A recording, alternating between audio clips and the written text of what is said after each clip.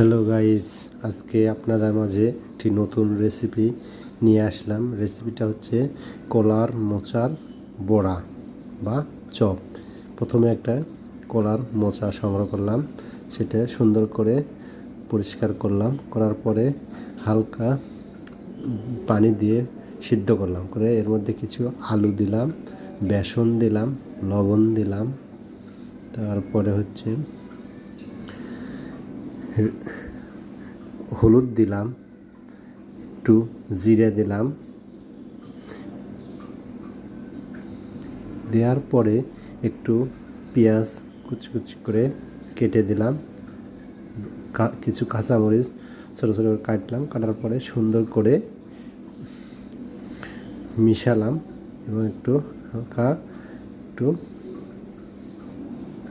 সিদ্ধর মতো বানানোর পরে তারপরে এর মধ্যে কিছু মাছের ডিমও দেওয়া হলো। তারপর তেলে আস্তে আস্তে করে চপের মতন করে দেওয়া হলো, তেলে হালকা তেলে সিদ্ধ করা হচ্ছে। একটু পরে